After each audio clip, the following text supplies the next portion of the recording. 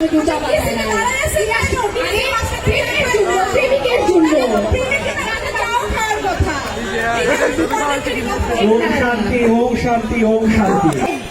আবার rose day লাগে, তাদের আবার বসন্ত ডে লাগে।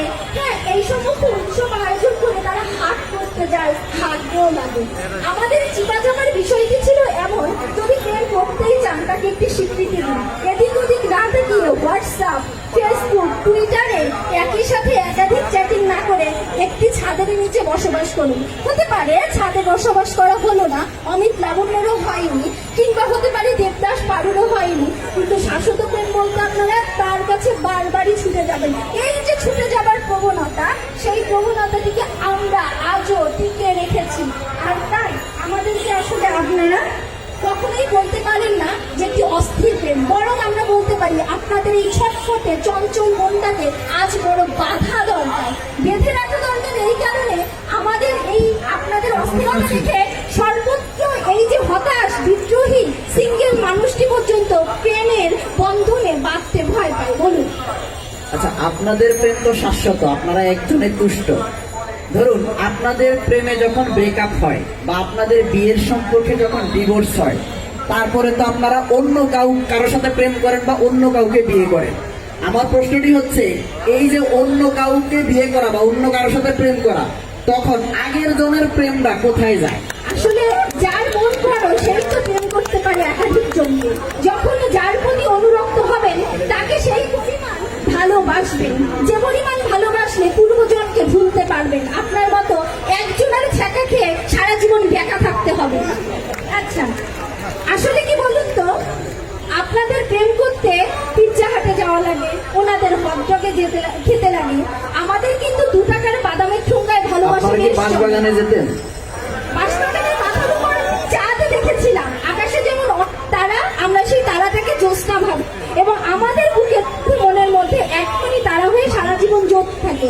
এবং সেই ভীষণ রকম ভালোবাসার শক্তি নিয়ে আমরা বারবার ফিরে আসি আর বলি, বাবা তোমরা শান্ত হও, বেবি থেকে বড় হও, সিঙ্গেল থেকে ডাবল হও, আর কর্পোরেট শুধু টাকাকে চিনো না, ভালোবাসা বুঝতে শিখো। ধন্যবাদ। ধন্যবাদ নিবেদিতা, আপনি অনেক বড় প্রেমিকা, কিন্তু অসম প্রেমের সাচ্চুকে আপনি বারবার বলছেন বাদাম বিক্রেতা। আসলে সে বাদাম বিক্রেতা নয়, বাদাম ক্রেতা। তো এই পর্যায়ে সেই বাদাম ক্রেতা সাচ্চু তিনি আসছেন তার বক্তব্য নিয়ে।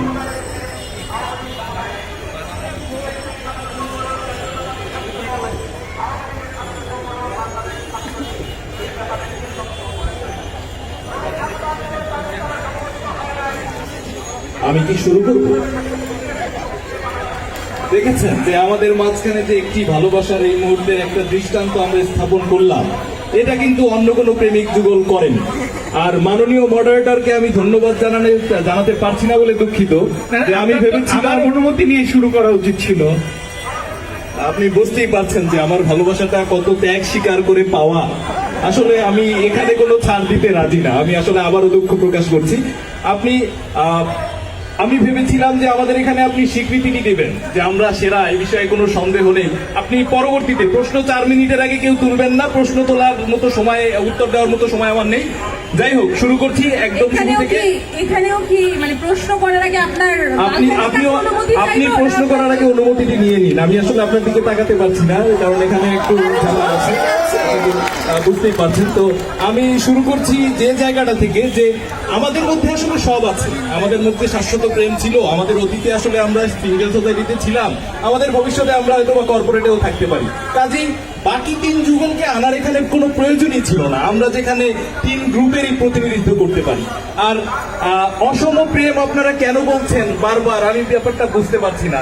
আমাদের এখানে শাশ্বত প্রেমিক যারা, তারা বলছেন যে তারা একসাথে মরতে চান, তারা একসাথে সারা জীবন থাকতে চান। কিন্তু দেখুন, আপনি যদি যৌক্তিকভাবে চিন্তা করেন, বাংলাদেশের মানুষের গড় আয়ু যদি বিবেচনায় নেন, বাংলাদেশের নারীদের গড় আয়ু বেশি, এবং সেটা পুরুষদের থেকে প্রায় 3 বছরের বেশি।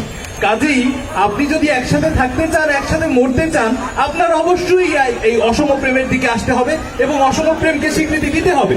এবং আমি জানি যেখানে যারা আছেন, এই যে আমাদের সামনে আমার ভাইয়েরা, তাদের অনেকেরই মনে সুপ্ত বাসনা, তারা প্রথম প্রেমে পড়েছিলেন, বড় আপু কিন্তু লজ্জায় হয়তো বা বলতে পারে না।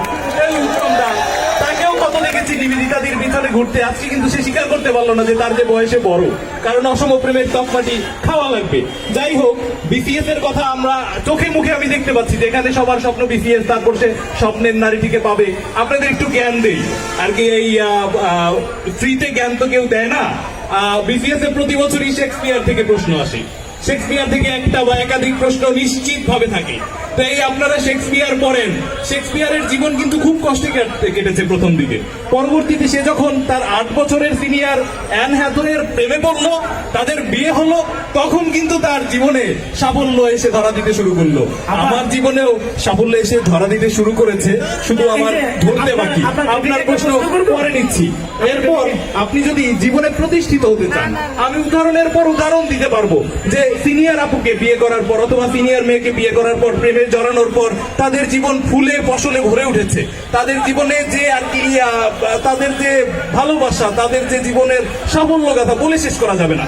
আমি সচিন টেন্ডুলকারের কথা বলতে পারি।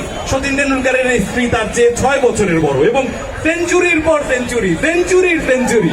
আমারও সামনে সেঞ্চুরির সেঞ্চুরি করাই বাকি। সেঞ্চুরির কথা যদিও তন্নি আপু বললেন, এই যে আমাদের এখানে সিঙ্গেল প্রেমিক, সিঙ্গেল হয়ে আবার কিভাবে প্রেম করে আমি বুঝি না, তাদের নামের মধ্যে সমস্যা আছে। আপনি যদি ভবিষ্যতের কথা চিন্তা করেন, ভবিষ্যতের অপার সম্ভাবনা আমাদের সামনে আছে। কিভাবে আছে? আমি যদি আপনাদের সুনীল দত্তর কথা বলি, সঞ্জয় দত্তের বাবা, তার স্ত্রী নার্গিস কিন্তু তার থেকে বড় ছিল এবং তাদের যে সন্তান আর কি আমাদের ভাই মুন্না ভাই, এই যে সঞ্জয় দত্তের মতো ছেলে কে না চায়? সাইফ আলী খানের মেয়ে সারা আলী খান এসে গান গাইতে গাইতে আসছিল, লারকি আখ মারি। তো সারা আলী খানের যে মা বাবা, তাদের বয়সের মাঝখানেও কিন্তু পার্থক্য ছিল। আপনি আমাদের কোনোভাবেই ছোট করতে পারবেন না।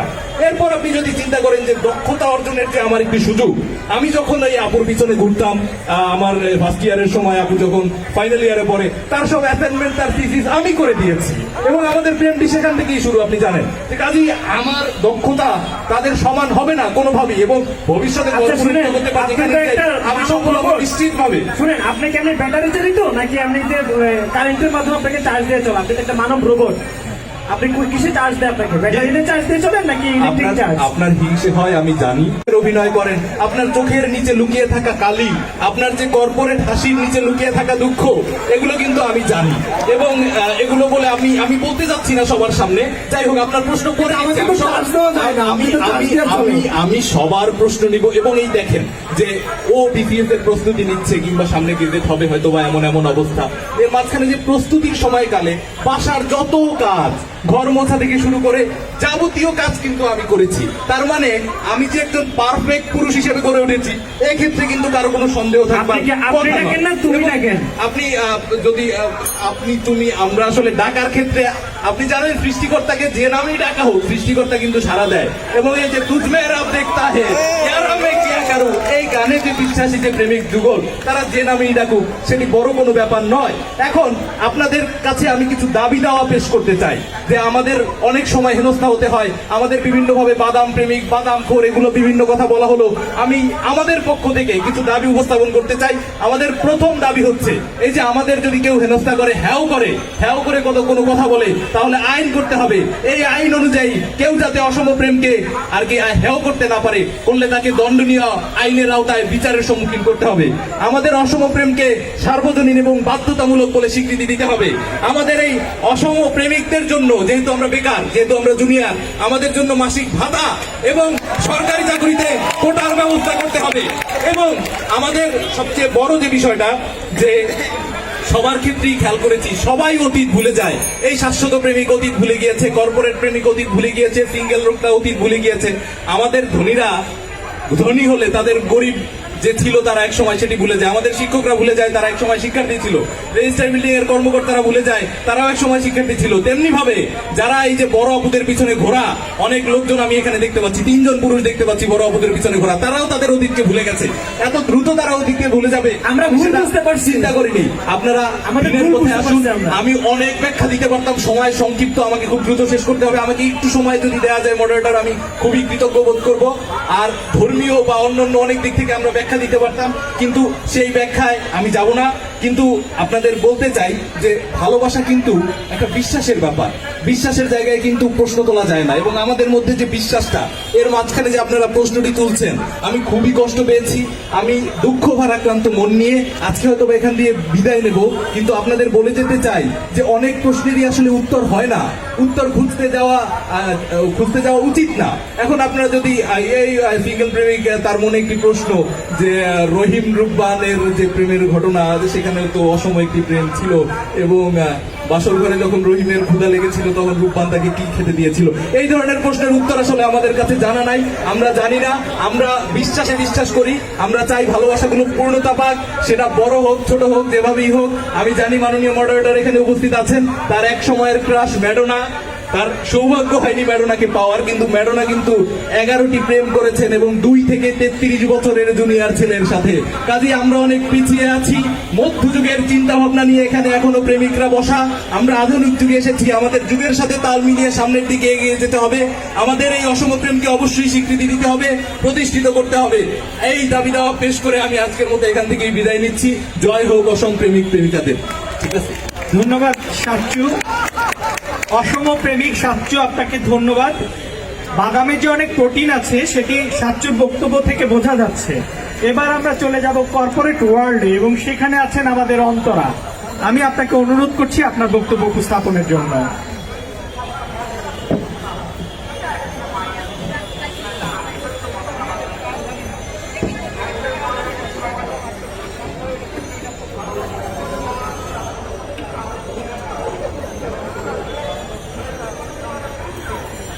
ঘুরতে দেরি করলাম কারণ আপনি আমার ডিমান্ডটা জানেন।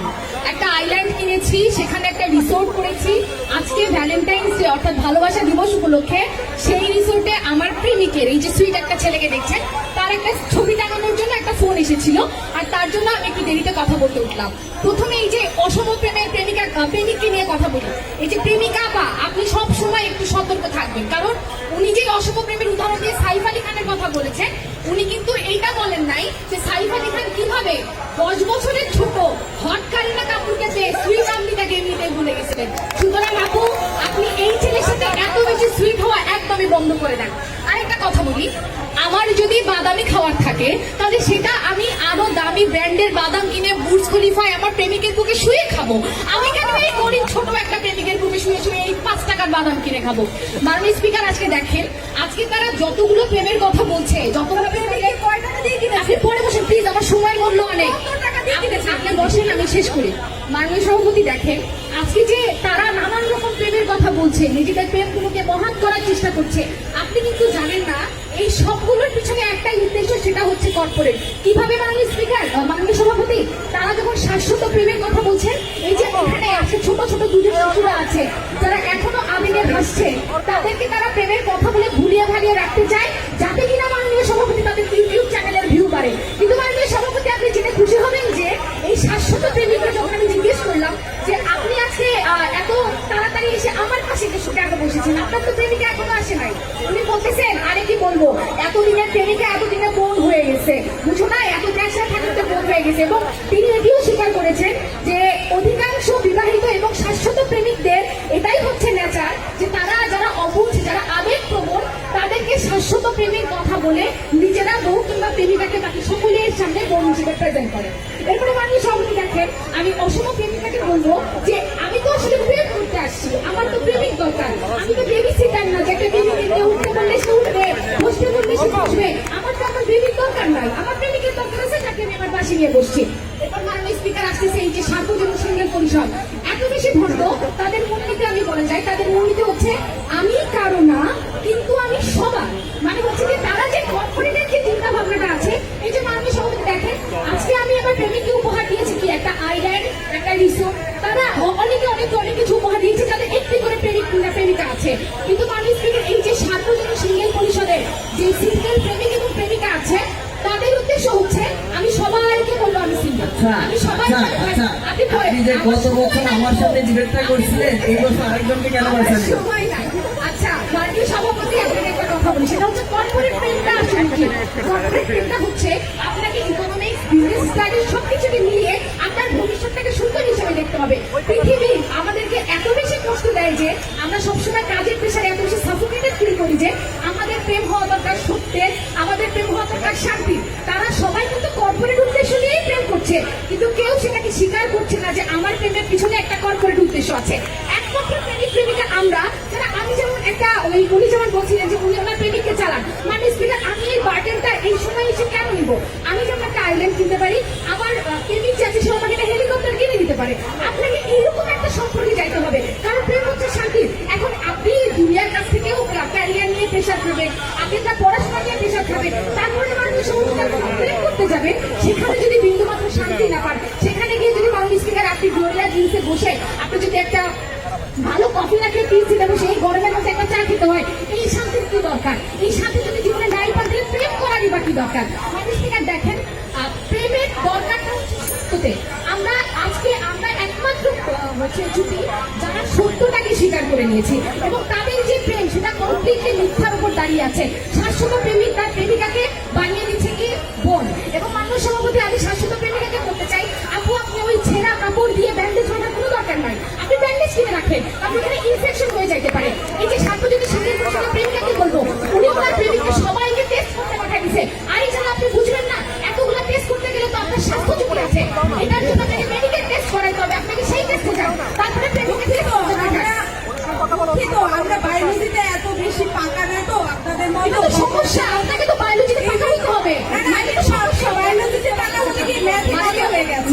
মাননীয় সভাপতি উনি বারবার যেটা প্রমাণ করার চেষ্টা করতেছে, এই যে আজকে এতগুলো গরিব মানুষটাকে প্রেম দিয়ে এত ফ্রি দিচ্ছে 5টা মিনিট, আমার বিলিয়ন বিলিয়ন ডলার লস হয়ে যাচ্ছে। কিন্তু মাননীয় সভাপতি তারা টাকার ব্যাপারে, অঙ্কের ব্যাপারে এতই কাছে যে আমার যে এত লস হচ্ছে এত কিছু বুঝবে না। আমি আমার প্রেমিককে নিয়ে, আমার প্রেমিক যেমন বলেছে আমাদের যখন অবসরের প্রয়োজন হয় আমরা একটা ইয়ে নিয়ে চলে যেতে পারি। শাশ্বত প্রেমিক প্রেমিকাদের মতো পার্কে চিপাই গিয়ে মাইক ফিট করে না মানুষ, আমরা আমাদের নিজেদের মতো করে চিল করতে পারি। এখন আপনি সভাপতি আজকে আপনারা যে বিষয়টি আমাদেরকে দিয়েছেন যে 88 লক্ষ টাকা কালেজ হতে আমরাই সেরা, কালটার ডিমান্ড কি? কালটার ডিমান্ড হচ্ছে আপনারা প্রেমিক প্রেমিকা এইভাবে থাকতে পারবেন, একসাথে চিল করতে পারবেন। আপনি তো সবার ভালো কোনো প্রেমিক কিন্তু আপনার জন্য কম চা পাঠায়নি। দেখেন না, আমি তো চা খাই না, আমি তো চা খাই না, দিয়েছি 5 টাকার চা খাই না, জন্যই তো আমার জন্য কেউ চা পাঠায় না। প্রেমিকের জন্য ওম শান্তি, ওম শান্তি, ওম শান্তি। আপনারা আমার তো একটু একটা টেস্ট বার্ড আছে, আমি আমার প্রেমিকের জন্য, আমি যেমন এক হাতে টাকা আপনি লাইনে আসছেন, আরেক টেস্টের কথা বলছি এসে প্রথমে। না না, আপনি উল্টা আসছেন, টেস্ট দরকার আছে, টেস্ট বোঝা দরকার আছে। আমি দিয়েছি আমার মনে হয় শান্তি স্থাপনের জন্য এখন জাতিসংঘের হস্তক্ষেপ দরকার।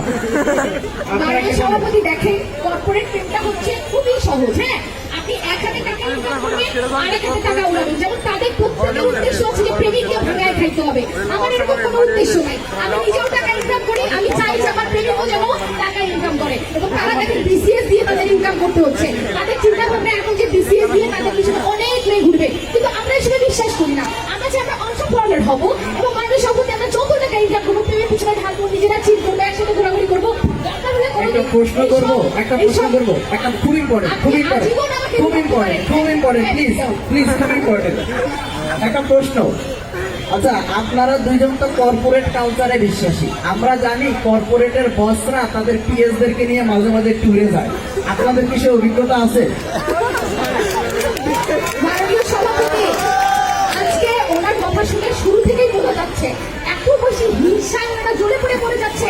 শুধুমাত্র তাই না, আপনি দেখবেন তারা যখন অসম প্রেমের কথা বললো, একজনের কথা বললো, দর্শক সারি থেকে অনেক তারিখ, কিন্তু আমার মতো একটা স্বাবলম্বী প্রেমিকা এক হাতে টাকা ইনকাম করে আরেক হাতে টাকা ওড়ানো প্রেমিকা টাকা কেউ পায় নাই। এই জন্য মাননীয় সভাপতি আমি যখন কথা বলছি কেউ তালে দিচ্ছে না, কারণ আমার মতো প্রেমিকা পেতে অনেক সাধনা করতে হয়, যেটা আমার প্রেমিক করেছে।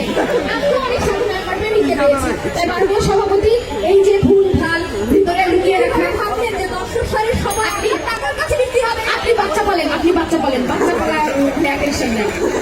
মাননীয় সভাপতি, আমরা সত্য হয়ে সবার সামনে এসে প্রকাশ করেছি যে আজকালকার যুগে এই যে কালের সাথে আমরা প্রেমকে যে জায়গায় নিয়ে এসে দাঁড় করিয়েছি, এই যুগে আপনাদের কর্পোরেট প্রেমিক হতে হবে।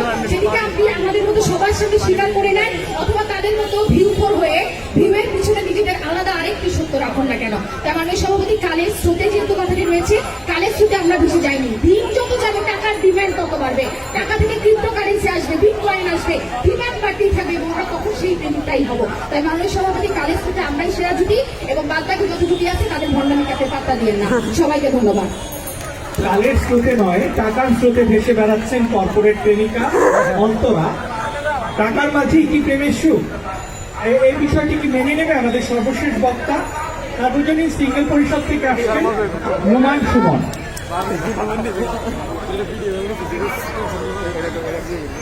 কথা আছে, সেটা হলো এই যে চারটা প্রেমিক বসে আছেন, প্রেমিকাকে কি লাল গোলাপ দিয়েছেন আজকে? কিন্তু ফুলকপি হোক ফুল হোক কারো কাছে তো দেখতে পাচ্ছি না। যাই হোক, আমরা জানি প্রেম সুন্দর, প্রেম ফুলময়, সুতরাং আমাদের এই ইউডিএস এর পক্ষ থেকে আপনারা যেহেতু মনে এত গরিব, এখনো মাথায় ফুলের কিছু পরিয়ে দিতে পারেন নাই, আমরাই আপনাদেরকে 4টি ফুল দিলাম এবং আপনারা দয়া করে আপনাদের প্রেমিকাকে পরিয়ে দিন। এর পক্ষ থেকে এই 4টি ফুল দেওয়া হচ্ছে। আসলে আমার একটা অবজেকশন আছে, এই জন্য যে কেন শুধু 4 জনকে, 8 জন আছে, 8 জনকে কেন নয়? মাথায় পড়বে প্রয়োজনে।